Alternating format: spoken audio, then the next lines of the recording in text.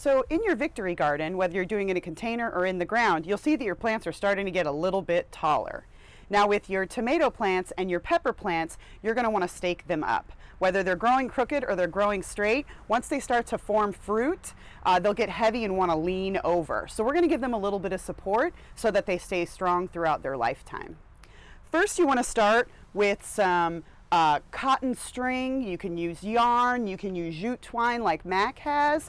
It's best to try to pick something biodegradable if you can. And like my roommate uses he has zip ties that he has, plastic zip ties. Is that going to harm the plant eventually? Or? I would not recommend it, mainly because you won't be able to do the technique that we're doing, but also zip ties, they're not very flexible, and we want something that's a little bit more flexible. Plus, when you pull the plant up, if you want to put it in the compost pile, you can't put zip ties in the compost pile. Yeah. So let's use something a little bit natural. So let's talk about our technique. First, what we're going to do is we're going to get a stake. One that's a few feet is fine. You can use a stick, you can use a piece of rebar, you can use a piece of bamboo like this. Just make sure the bamboo is completely brown if you're going to use it.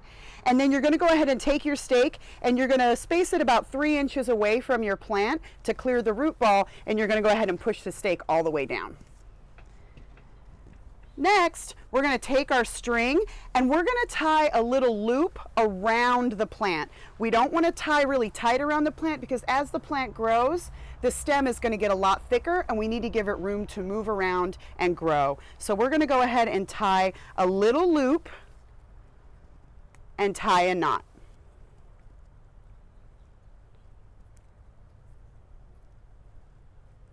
So now, as you can see, there's a little loop that's around my plant with a couple of inches of room for it to move around. Now I'm going to take my loop and tie it up next to my bamboo.